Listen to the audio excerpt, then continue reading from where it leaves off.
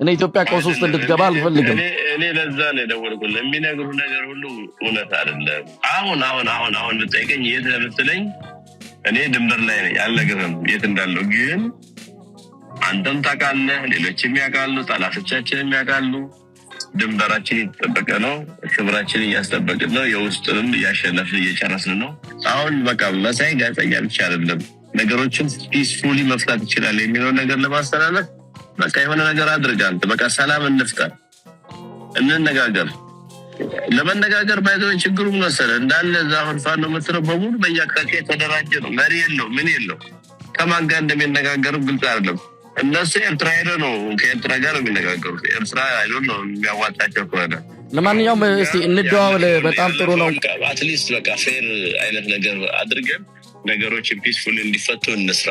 በቃ በጣም አመሰግናለሁ። ደውልልሃለሁ። እግዚአብሔር ይስጥልኝ።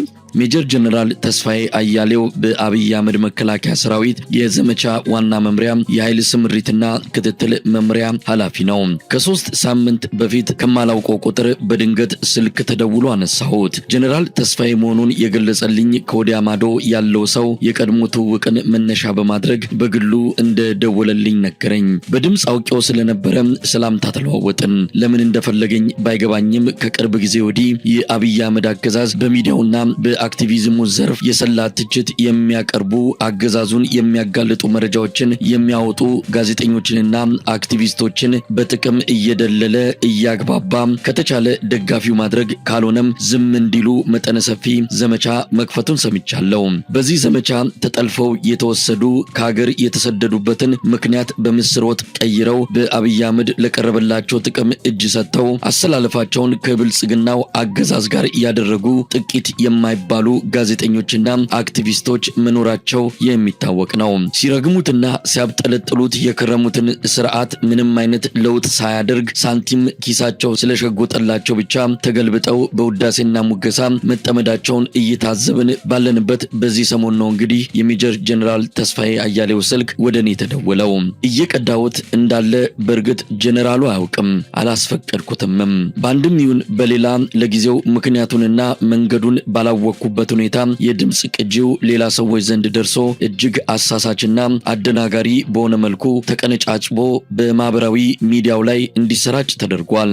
ሙሉውን የድምጽ ቅጂ ለታሪክ ለማስቀመጥ እንጂ ሚዲያ ላይ ለመልቀቅ ሐሳቡም ፍላጎትም አልነበረኝም። ሆኖም አፈትልኮ እጃቸው በገባ ሰዎች አማካኝነት የተሰራጨው ቅንጭብጫቢ የድምጽ ቅጂ ለአንከር ሚዲያም ሆነ እንደ ጋዜጠኛ በኔ ላይ የሚኖረው የህዝብ ስሜት አሉታዊ ጎን እየፈጠረ መሆኑ ሙሉውን የድምጽ ቅጂ እንዳቀርበው ተገድጃለሁ።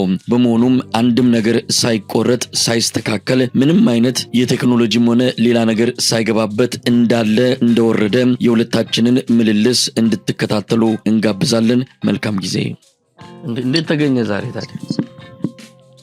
ዝም ብዬ የሆነ ነገር አዳመጥኩና ኦኬ የማለት ዩቲዩብ ላይ አንተ ያሰፈርከው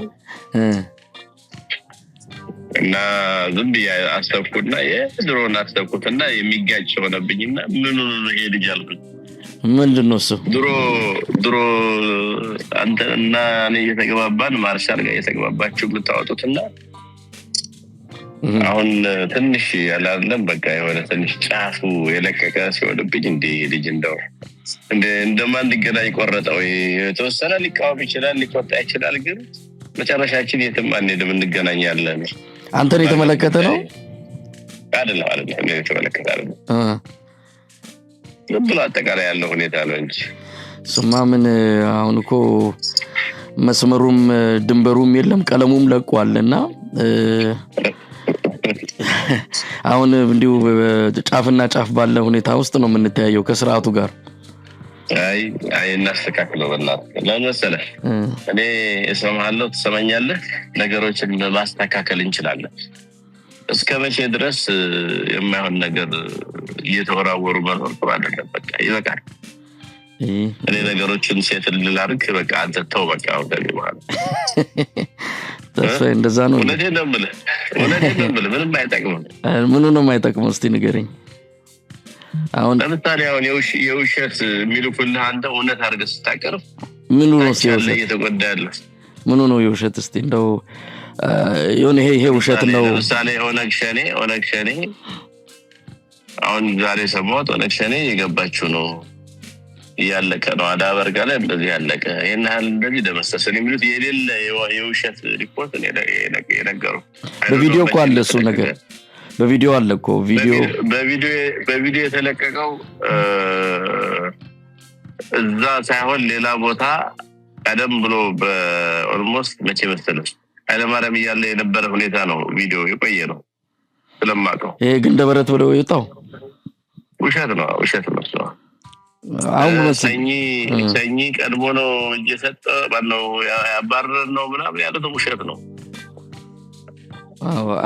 ዋናው መሰለ ተስፋዬ እውነት እንነጋገር ከተባለ አሁን ያለው ነገር እንዲሁ ዝም ብሎ አሁን ተው በማለት የሚገለጽ አይደለም ህዝብ ከፍተኛ ህዝብ በፍጹም አሁን እኮ በተለይ ዋናዎቹ የሚባሉት ከፊት ያሉት በወታደራዊም ሆነ በሲቪል አመራር ከፊት ያሉት ሰዎች ከዚህ በኋላ ፍርድ እንጂ እኛም ሆነ ሌሎቻችንም በፍርድ እንጂ ከዚህ በኋላ ዳኝነቱ ምንም የሚለየው ከዚህ በኋላ አንድ ሰፈርም ነን ብለን አላምንም እኔ በመከላከያ ላይ ያን የነበረኝ እምነት አሁን ተሸርሽሮ የተወሰኑ ግለሰቦች ላይ የተንጠለጠለ ተስፋ እንጂ እንደ ተቋም ተስፋ ማድረግበት አይደለም የተወሰኑ ሰዎች አሉ ነፍስ ያላቸው ልብ ያላቸው ነገር ግን አጠቃላይ የመከላከያ ሰራዊት ያለበት ቁመና ግን የአብይን አህመድ ዙፋን ለመጠበቅና እሱን እድሜ ለማራዘም ዋጋ እየከፈለ ያለ እንጂ ኢትዮጵያን ለመጠበቅ እንዳልሆነ ብዙ አስረጂ ነገሮች አሉ እኔ ላንተ አልነግርም ምናልባት አንተም ውስጥ ሆነ ከኔ በላይ ነገሮችን እንደምትረዳ ተስፋ አደርጋለሁ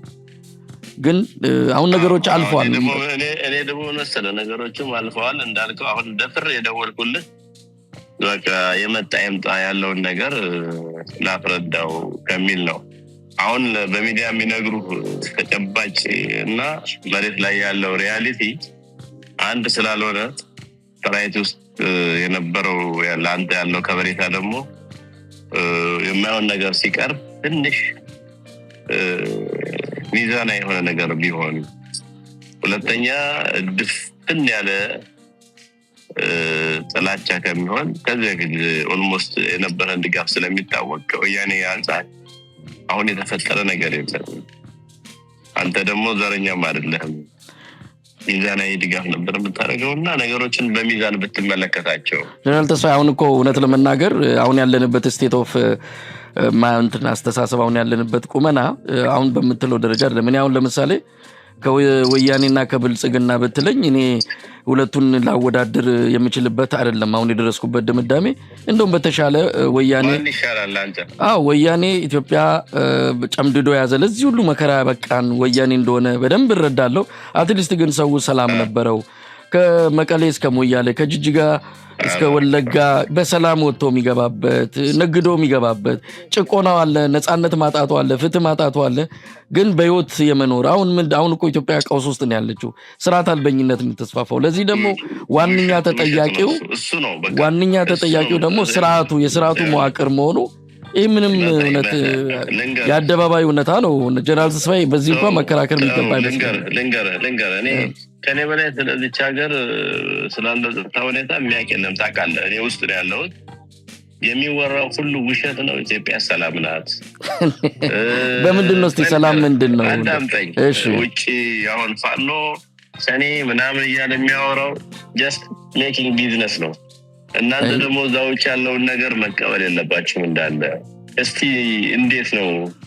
እንዴት ነው ብላችሁ ለምን አትመጡ እኔ ላመቻች ናና ኦን ግራውንድ ያለውን ነገር ይደረግ ጀነራል ተስፋዬ አሁን እርግጠኛ ነኝ መሬት ይዘን ሀቅ ይዘን ነው የምናወራው አብዛኛውን የአማራ ክልል ወረዳ ቦታዎችን በቁጥጥሩ ስር ያደረገን ፋኖን አይን ውስጥ የሚገባ ትግል እንዳላደረገ ምን ማለት ነው ውሸት ነው እንደዛ አንደኛ ቁጥጥር ያደረገው የለም እንዴት ሁለተኛ እንደዛ ስንል የባሰ ህዝቡን ያጨረሰ መሆኑ ማወቅ አለበት ህዝቡ እኮ ወጥቷል አሁን የትኛው ቀበሌ እኔ ላይቭ እዛ ሆኜ እደውልልሃለሁ የት ቀበሌ ሲተመጣጣ አሁን ቋሪት በእናንተ እጅ ነው ያለው ቋሪት እሱም የለም እኛም የለም ቋሪት ከሆነ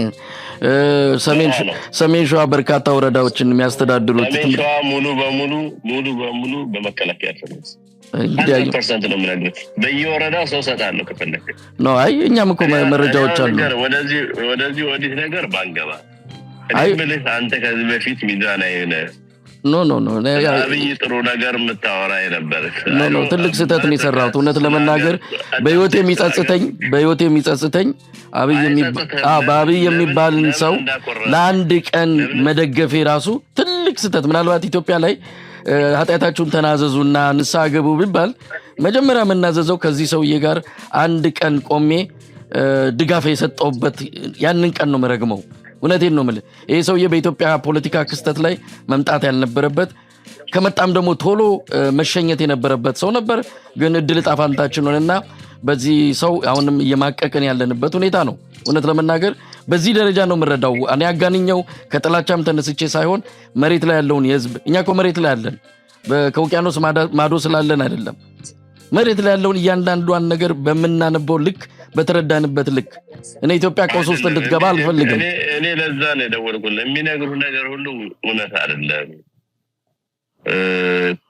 ክሪስ ክሮስ አድርግ፣ ቼክ አድርግ።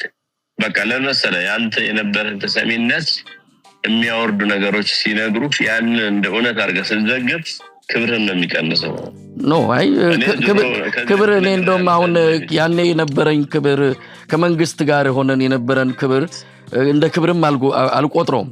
አሁን ነው ለህዝብ ለተጎዳ ለአማራ ህዝብ ለኦሮሞ ህዝብ እንደውም ያኔ ለተጎዳው ሳናስብ ከአብይ ጋር ተለጥፈን የትግራይን ህዝብ ያ ሁሉ ማት እንዲወርድበት በእርግጥ ጥፋተኛ ወያኔ ነው ትልቁና የሚወስደው ወያኔ ህዝብ አልቋል። እውነት ለመናገር የትግራይ ህዝብ አልቋል። የትግራይ ህዝብ መሞት የሌለበት ያለቀ ህዝብ ነው። ይሄ ምንም ይካድ አይደለም። ህዝብ አይደለም ያለቀው ወታደሩ ወይም ደግሞ የታጠቀው ኃይል ነው። ህዝብ ያልቅ ኖሮ እኮ የሁላ ህዝብ አሁን አታየው ነበር። ህዝብ ሰላም አይፈልግም ነበር።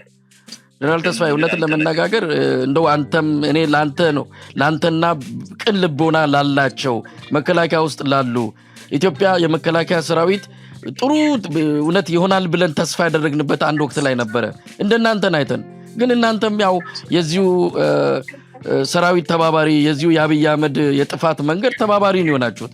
አንድ ቀን እናንተም ንስሐ ግቡና ይሄንን ስርዓት እውነት ለመናገር መከላከያው የኢትዮጵያ ዘብ ነው መሆን ያለበት፣ የስርዓት ጠባቂ መሆን የለበትም።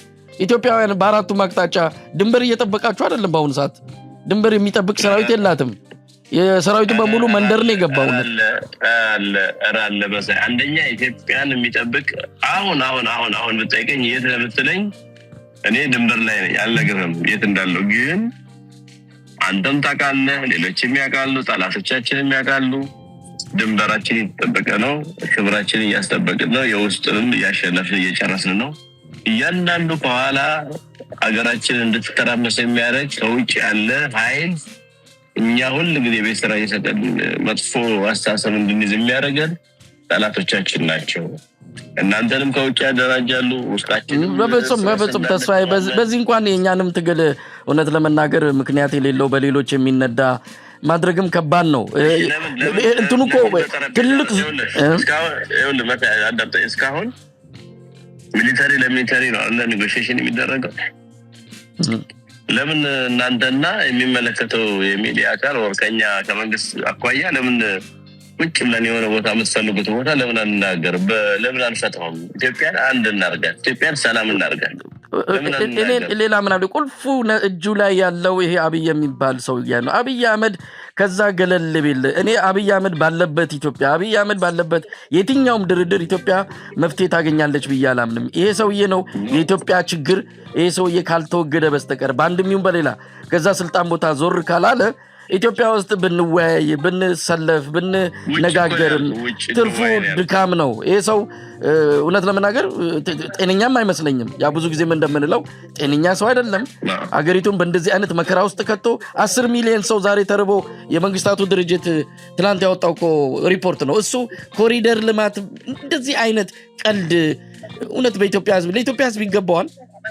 በጣም እኮ ነው የሚያሳዝነው። ይሄንን መንግስት ደግፎ ሞቀም በራሱ ነገ ከነገ ወዲያ ወንጀል ኃጢአት ተደርጎ ሊያስጠይቅም ይችላል። በታሪክ ሊያስጠይቅ ይችላል፣ በፍትህም ሊያስጠይቅ ይችላል። ተስፋዬ ለማንኛውም ለእንትን በጣም አመሰግናለሁ። እውነት እንነጋገር፣ እንወያያለን። እደውልልሃለሁ አንተም ጊዜ ካለ። አንደኛው ምንድነው መሰለህ አትራቅ፣ ስለማከብር ነው። አትራቅ፣ እንነጋገር፣ ተነጋገሩ። እኔ ብቻ አይደለም ከሚመለከተው ጋር መነጋገር፣ መግባባት፣ ችግሮችን በጠረጴዛ ዙሪያ መፍታት መልመድ። በጠረጴዛ ዙሪያ ችግሮች እንዲፈቱ መገፋፋት አለባችሁ። በመሳሪያ የሚፈታ ነገር የለም። በመሳሪያ የምንፈታቸው ነገሮች እስካሁን በቃ እርስ በርስ ቅድም ሆና ከትግራይ ጋር አንጻር ያነሳው ነገር ነው። በቃ በገዳደል ካልሆነ ምንድነው የፈጠነው ነገር? አሁን የመጀመሪያው እርምጃ እውነት ጀነራል ተስፋዬ የመጀመሪያው እርምጃ የአማራን ህዝብ ላይ ይሄ የሚጥለውን ድሮን እስቲ ለምንድነው ማያቆመው? ለምን መሳሪያ አፈሙዙን አይዘጋም? መጀመሪያም እነዚህ ልጆች ወደ ትግል የገቡት ወደ መሳሪያ የሚያነሱት ትጥቅ አስፈታለሁ ብሎ ገብቶ ነው። በዚህ መልኩ የአማራን ህዝብ ትጥቅ ማስፈታታ ከራሱ ጋር አንደበቱ የሰማውትን ነው ምነግር። የአማራ ህዝብ ታጥቋል። የአማራን ህዝብ በዘዴ ነው ትጥቅም ካስፈታ። እንዲህ በልና በእብሪት ገብቶ ትጥቅ ላስፈታለ ጦርነቱ ጀመረ። አሁን ጦርነቱን ማቆም፣ በድሮን የሚጨፈጭፈውን ህዝብ ማቆም። ይሄ ህዝብ አለቀም እና ቆመው ነገሯቸው ይጹም። ከዛ በኋላ አሪፍ ጊዜ አሪፍ አላለም ድርድር እናመቻች። እሺ አንተ ታሪክ ስራ በቃ አሁን በቃ መሳይ ጋዜጠኛ ብቻ አይደለም ነገሮችን ፒስፉሊ መፍታት ይችላል የሚለው ነገር ለማስተላለፍ በቃ የሆነ ነገር አድርግ። አንተ በቃ ሰላም እንፍጠር፣ እንነጋገር። ለመነጋገር ባይዘው ችግሩ ምን መሰለህ እንዳለ ዛሁን ፋኖ መጥተው በሙሉ በየአቅጣጫው የተደራጀ ነው። መሪ የለው ምን የለው። ከማን ጋር እንደሚነጋገሩ ግልጽ አይደለም። እነሱ ኤርትራ ሄደው ነው ከኤርትራ ጋር የሚነጋገሩት። ኤርትራ አይዶን ነው የሚያዋጣቸው ከሆነ አይ ያው መደራጀት እሱ ጊዜ የሚፈልግ ነገር ነው። በዚህ ባልተደራጀ ሁኔታ ላይም ከአብይ ጋር መደራደርም ተገቢ ነው ብዬ እኔ በግልም አላምንም። የአማራ ፋኖ የራሱን የሆነ ቅርጽ ይዞ ለመውጣት እየሰሩ ነው። ጊዜ ወስዶባቸዋል። መንገራገጭ አለ። ያ ነገር አልፎ ጠንካራ የፋኖ አደረጃጀት እንደሚመጣ ጠብቃለሁ። ግን ከምንም በላይ ያልከውን አንድ ነገር አስምረን ብንሄድ ጥሩ ነው። ይሄ ሰራዊት የኢትዮጵያ ሰራዊት ነው። የአብይ አህመድ ስልጣን ጠባቂ አይደለም። ሰራዊቱ ወደ ካምፑ ይግባ ወይ ከክልሉ ይውጣ እንኳን ባይባል ከካምፑ ግን ገብቶ ይህንን ህዝብ መግደል ያቁም። ይህን ያቆመለት እነሱ የራሳቸውን ውሳኔ ይወስናሉ። ከዛ በኋላ ምን ሊያደርጉ እንደሚችሉ በራሳቸው እንትን ሊያደርጉ ይችላሉ። መጀመሪያ ጥይት የተኮሰው ጂኒውን ወደ ጠርሙሱ ያስገባ። እውነት ለመናገር ጂኒውን አብይ አውጥቶ አማራ ክልል ላይ በትኖታል። ይሄ ባለበት ሁኔታ በጣም ከባድ ነው። እሱ ነው ያጠፋው። ጂኒውን ያመጣ በወልቃይት በኩል ወያኔ ራሱ በቃ ልንገርህ በቃ ይሄ በመከላከያ ላይ እኮ ያልተናገርነው እንጂ መከላከያ ላይ እኮ ግፍ እንዲሰራ አድርገዋል። ልክ እንደ መቀሌ አይነት ግፍ ተሰርቷል ጎጃም ላይ። እንዲደረግ ያደረጉት የአማራ ህዝብ አያውቀው ምን አያውቀው። አሁን ያልካቸው ጂኒዎች ናቸው። አብይ ወይ ደግሞ ሌላ ሰው አይደለም። እኔ በቃ ያለውን ነገር ይረዳል ብዬ ነው የማስበው። ለማንኛውም እስቲ እንደዋወል። በጣም ጥሩ ነው። እንኳን ደወልክልኝ። ያለፈውን ነገር እንተውና አንተም ያልሆነ የምታገኘው ኢንፎርሜሽን አትዘግብ፣ አዳምጥ። ኢቭን ለማርሻልም ደውል፣ ወደ እኔም ደውል። በቃ እንሰማማ፣ እንደማመጥና ፒስ እንፍጠር። በቃ አሁን ኦልሬዲ እስካሁን የሞተው ሞተ። ከዚህ በኋላ ቅድም እንዳልከው እንዳይሞት ምን እናርግ ነው እኔ በቃ አትሊስት በቃ ፌር አይነት ነገር አድርገን ነገሮች ፒስፉል እንዲፈቱ እንስራ ነው። እኔ ምንም አይደለም ምንም አይደለም። በቃ አትሊስት በቃ ልብን ስለማቀው ነው። በጣም አመሰግናለሁ ተስፋዬ። በቃ በጣም አመሰግናለሁ። ደውልልሃለሁ። እግዚአብሔር ይስጥልኝ። ቴንክ ዩ በጣም እሺ። እኔም አመሰግናለሁ። እሺ ቻው።